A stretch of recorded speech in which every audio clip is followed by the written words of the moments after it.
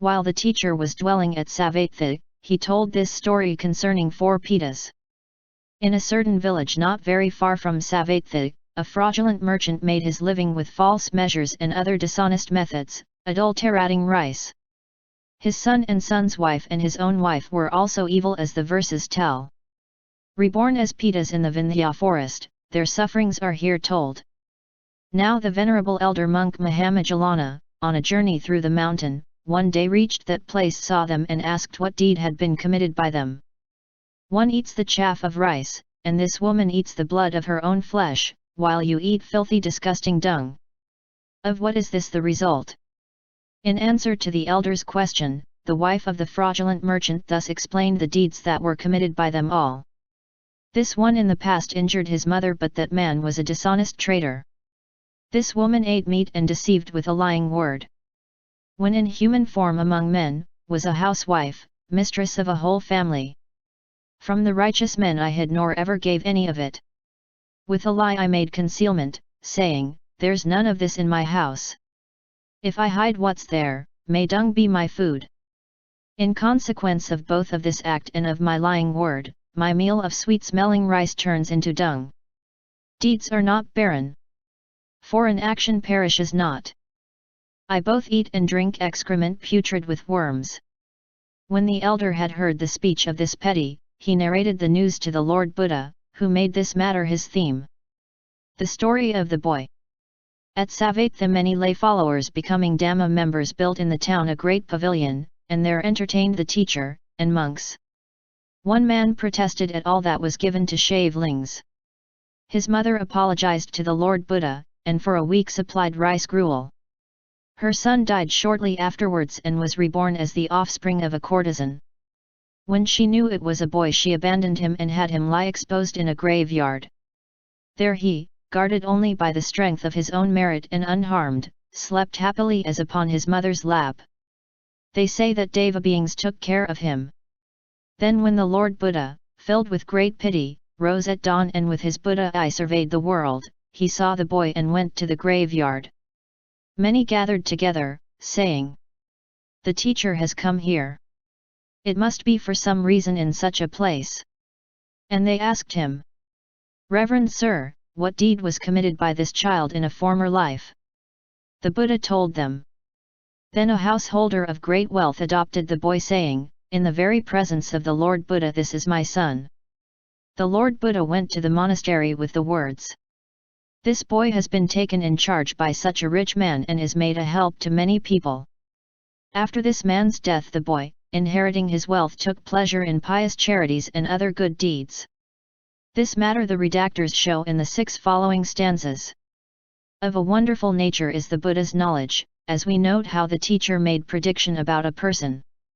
Though some have wide merit, others verily have limited merit. This boy, abandoned in a burial place, passed the night in sucking his thumb. Neither spirits nor reptiles would injure the boy of past merit. Dogs licked his feet. Crows and jackals made their rounds about him. Flocks of birds removed childbirth impurities, but the crows cleansed his eyes. No one provided ward for him or gave him medicine or mustard fumes. They did not learn even the moon's conjunction with the lunar mansion. Nor did they scatter all the grains over one who had fallen into utter misery, brought at night and cast into the cremation field. He who is worshipped by devas and by men saw him quaking like a lump of fresh butter, in a precarious state, with some life remaining. And when the one of great wisdom had seen him, he declared, "This boy because of wealth will become of a foremost family in this city." Pious layman. What is his vow? Now what is the religious life? Why does this good deed have this result, that since such disaster has befallen on him, he should come to enjoy such potency? Now the way in which the Lord Buddha declared when asked by those lay disciples is made clear by the redactors. The people did great honor to the company of the monks with the Buddha at their head. On that occasion this one had a different opinion. He uttered a harsh and discourteous expression. Since then he had dispelled this thought and afterwards obtained joy and peace of mind. For a week he supported Tathagatha with rice-gruel, who was dwelling at Jetvana. His was the vow. His, moreover, is this religious life. That good deed has this result, that when such disaster has befallen him, he should come to enjoy such potency. He, staying here in this world for a century and provided with all pleasures, at the dissolution of his body, reborn goes to companionship with Vasuv. The story of Sarini. While the teacher was living at Jetavana monastery, he told this story. It is said that in the Kuru country, in Thanissaro there was a harlot called Sarini. She, when the townsfolk welcomed the monks coming on mission, and urged her, "Come, thank them with a gift," refused, saying, "Why should I give this gift to the shaveling recluses? Why should I give up something for him who is of no account?" When she died she was reborn as a petty behind the moat of a frontier fortress. Then certain lay disciple of Thanissaro went to this frontier town in order to trade, and at dawn crossed the moat to transact his business, saw her and asked her in a stanza. "Naked and of hideous appearance are you, emaciated and with prominent veins, you thin one, with your ribs standing out, now who are you who are here?"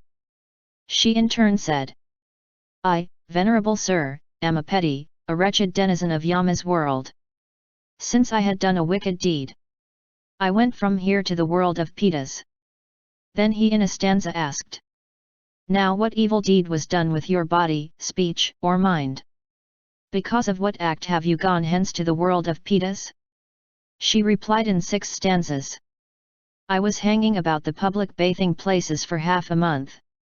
Although giving is a duty, I did not provide for myself a refuge. In my thirst I approach the river. It becomes empty. During the hot hours I go into the shade. It becomes hot. And a consuming wind, fiery hot, blows over me. Reverend Sir, I deserve further affliction than this. Go to Thanissaro and tell my mother. I saw your daughter, an unfortunate denizen of Yama's world. Since she committed an evil deed, she went from here to the Pita world.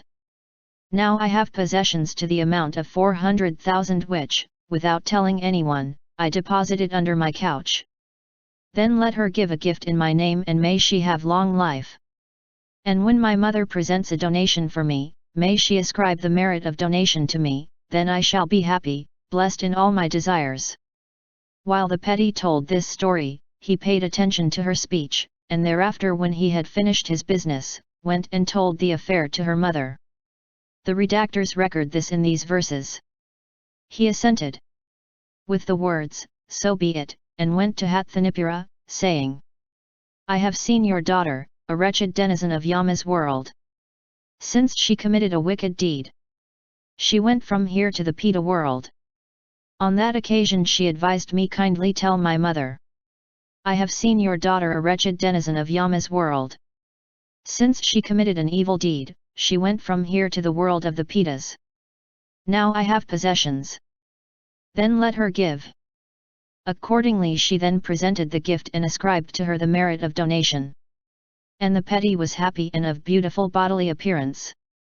When her mother heard this, she gave a gift to the company of monks as desired, ascribing it to her. The story of the deer hunter.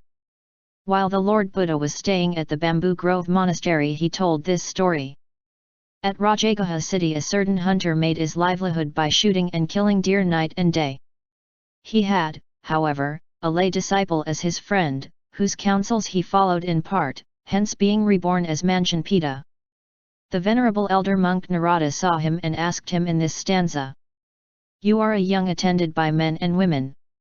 At night you shine with sensuous pleasures. By day for some cause you suffer. What did you do in former life?"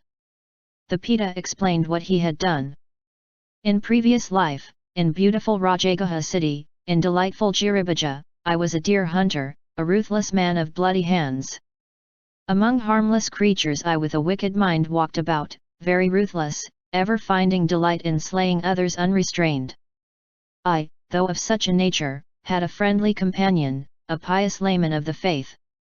And he, having compassion on me, restrained me again and again, saying, 'Do no evil deed, else, my friend, you come to woeful plight. If you desire happiness after death, delight no more in uncontrolled taking of life. Although I heard the advice of this man who desired happiness and had compassion on me, I did not obey his teaching wholly, since for a long time I had found delight in wickedness and had no insight. Again this very wise man out of compassion set me up in self-restraint with the words, "If you slay animals during the day, then at night let restraint arise in you." So I killed the animals by daytime and with self-control abstained at nights. Now I walk around by night, but during the day I am consumed in misery. For that good action I enjoy a non-human night, but during the daytime, the dogs that had just been driven back, run up on all sides to devour me. Those who are ever devoted to, always attached to, the teaching of the Tathagata, they, I think, will attain even unto complete deathlessness, the state transcendent. A second story of a huntsman. While the Lord Buddha was living at Valuvana, he told also this other story. At Rajagaha, they say, a certain youthful huntsman, though rich, renounced the pleasures of wealth and went about night and day killing deer. He also, following the advice of an elder monk, at the entreaty of a lay friend, gave up night hunting with similar result in the hereafter.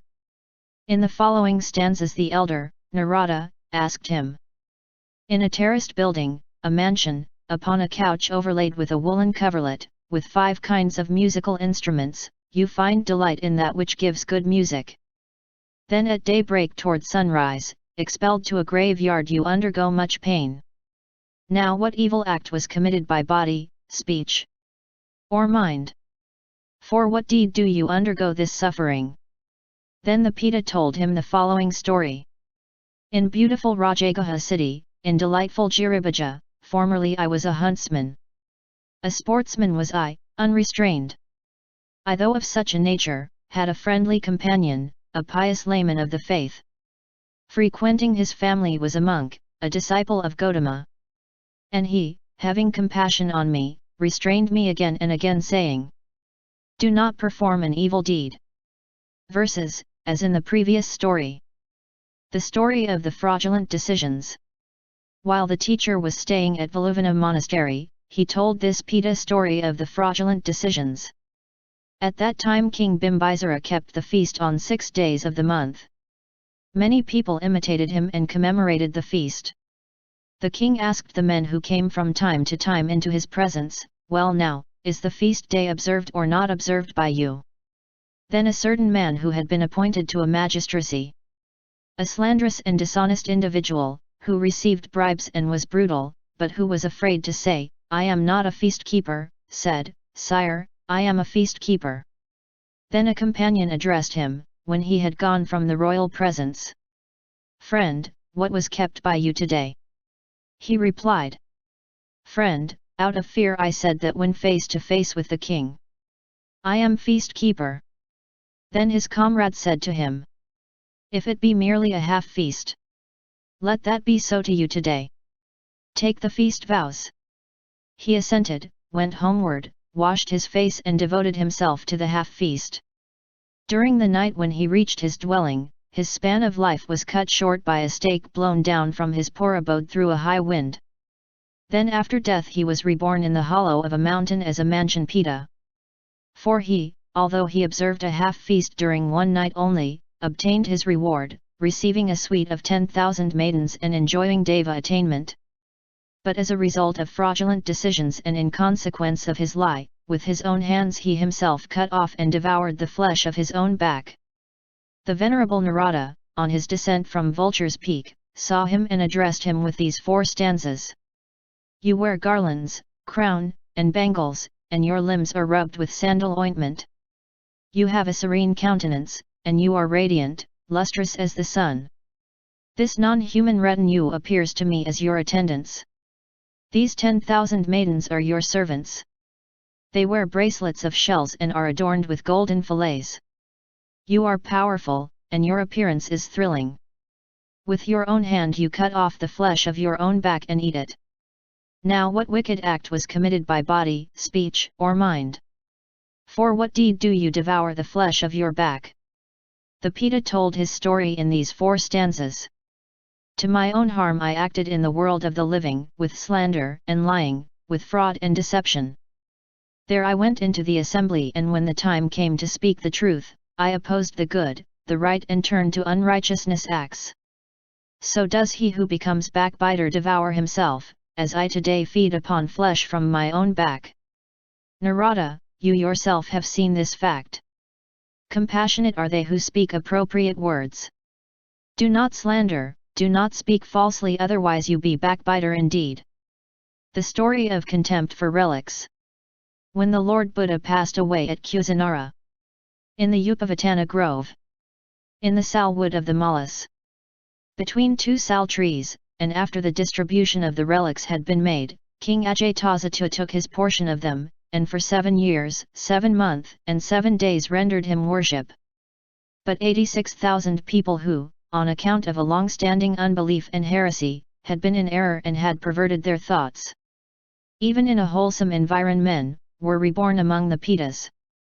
In this same Rajagaha city, the wife, daughter and daughter-in-law of a certain rich householder, with devotion in their hearts, took perfumes, flowers, and other offerings and started to go to the place of the relics, saying, "We will worship the relics." The father of the family discouraged this worship with words of blame. What sense is there in the worship of bones? But they did not mind his talk and went. On their death they were born in the Deva world, but he was reborn among the Pitas. Then one day the venerable elder monk Mahakassapa, out of compassion, stood in the court of the shrine, and questioned with 3 stanzas the Pita who had condemned the relics. As yon stand in the air, you breathe forth a stinking, putrid odor, and worms are devouring your putrid face. What deed have you committed in the past for which they take their sword and carve you again and again? Do they on that account sprinkle you with lye and cut you up again and again? Now what evil act was committed by body, speech, or mind? For what deed do you undergo this suffering? The Pita replied to him as follows. In beautiful Rajagaha city, in delightful Giribhaja, Sir, I was lord of very abundant wealth and grain. Of me the wife, daughter, and daughter-in-law were taking flowers of the tamala tree and of the blue lotus and new ointment to the relic shrine. I stopped them. That wicked deed was committed by me. There are 86,000 of us. We have each our suffering. Since I made light of the worship at the shrine, I am grievously tormented in hell. Verily those who, while the festival of Worthy One is being held for shrine worship, manifests wickedness, you discouraged them from that. And behold these women approaching, adorned, and wearing garlands. They enjoy the reward of their floral offerings. Fortunate and beautiful are they. When the wise see this marvel, wonderful and thrilling, they will worship and adore you, great sage. Now when I, who am in this misery, have left this state and again become human being, I shall diligently perform shrine worship again and again. Mahakassapa made this incident his text and preached a sermon to the people who were present.